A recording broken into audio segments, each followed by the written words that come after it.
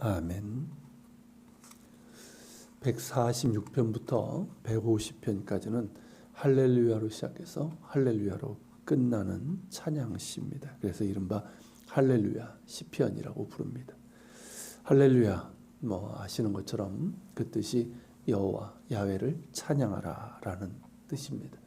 그래서 성경에 많이 나오는 말이고 아마도 아멘과 더불어서 전 세계에서 사용하고 있는 히브리어 단어일 겁니다.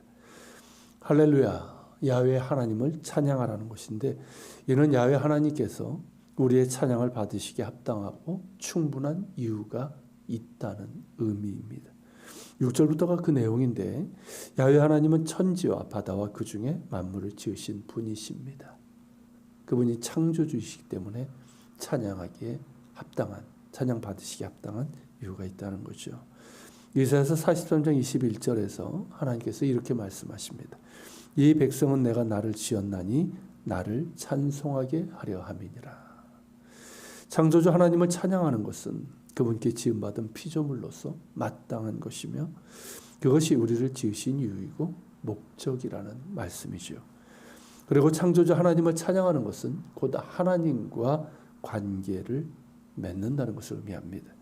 마치 독재자를 맹목적으로 찬양하는 그런 관계가 아니라 우리를 당신의 형상으로 지으시고 또한 우리를 사랑하시는 좋으신 아버지 하나님과의 관계를 맺는 것이죠. 그러기에 창조주 하나님을 찬양하는 것은 그 자체로 특권이고 축복입니다. 우리가 하나님을 찬양하며 예배할 수 있다는 것이 얼마나 감사하고 축복된 일인지 모릅니다. 이것을 축복으로 여기며 더욱더 하나님의 이름을 기뻐하며 찬양하는 자들이 바로 하나님께서 찾으시는 예배자들입니다. 우리가 그러한 예배자들로 하나님 앞에 찬양과 영광을 돌릴 수 있길 바랍니다.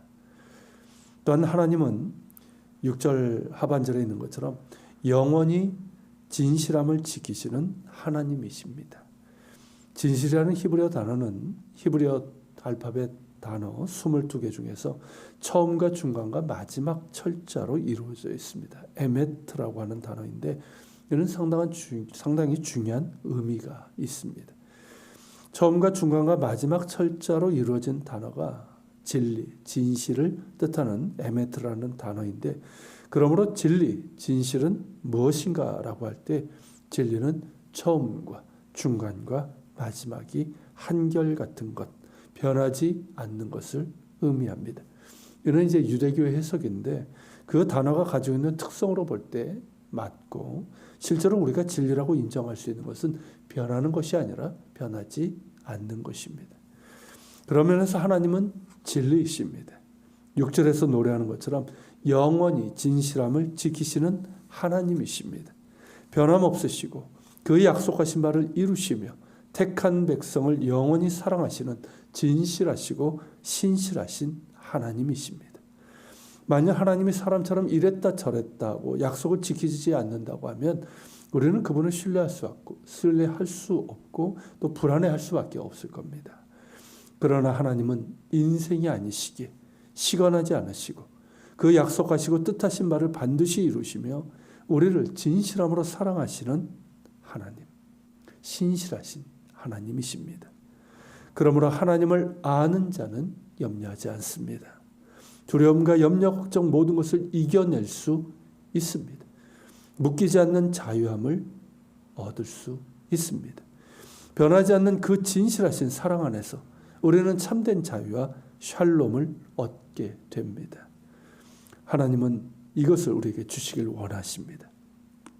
그러기에 예수님께서 너에게 평안을 주노니 이 평안은, 내가 주는 이 평안은 세상이 알 수도 없고 줄 수도 없는 것이라 하셨고 우리에게 자유를 주시기 위해서 자신을 내어주셨습니다.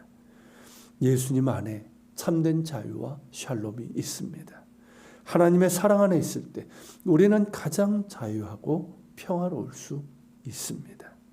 그러기에 주님께서 내 안에 거하라, 나의 사랑 안에 거하라고 말씀하시는 것이죠. 그분의 변함없으시고 넉넉하신 사랑 안에 거하는 우리가 되기를 바랍니다. 또한 하나님은 정의로 심판하시는 하나님이십니다.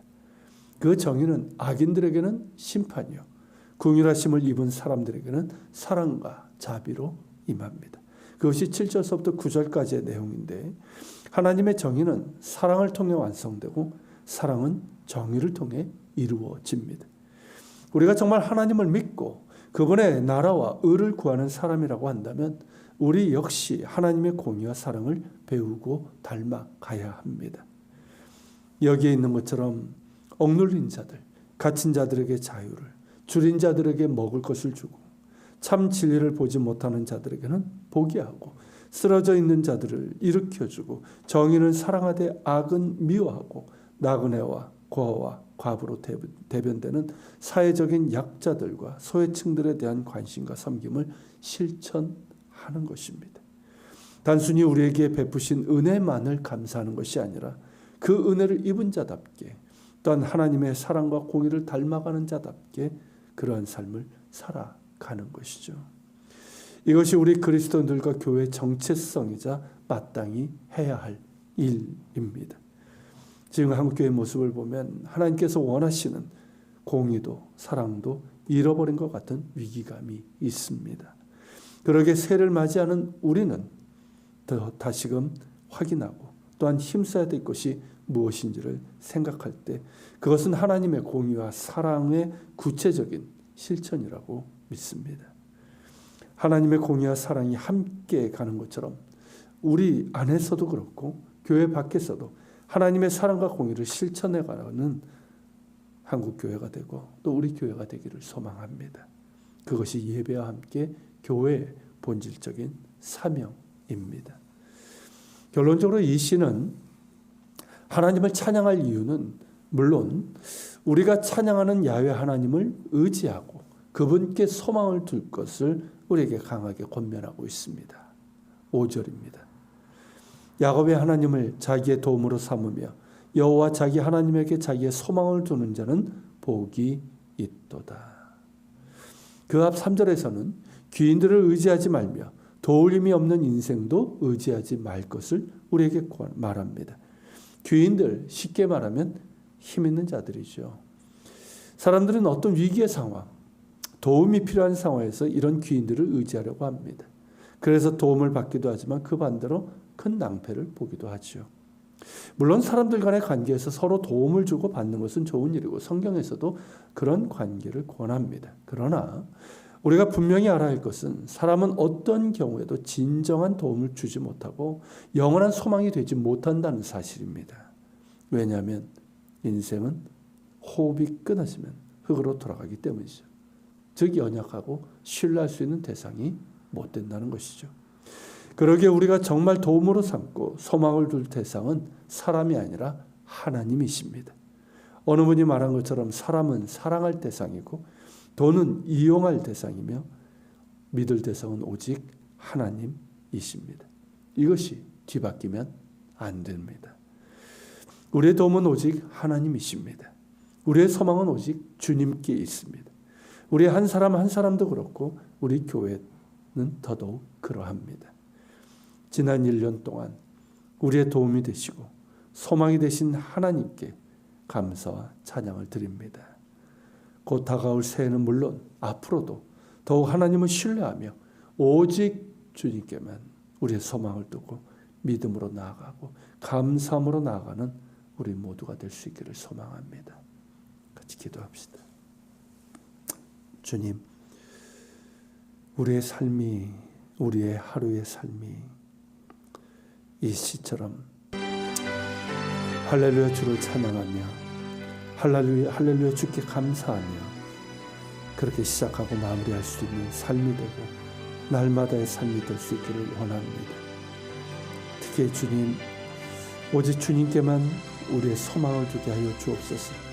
오직 주께만 소망하며 주님만 신뢰하며 변함없으신 주님만 신뢰하며 그렇게 나가게 해주시고 그런 가운데 주님을 닮아 주의 정의와 사랑을 닮아가고 실천하며 열매 맺는 저희들 될 수 있도록 도와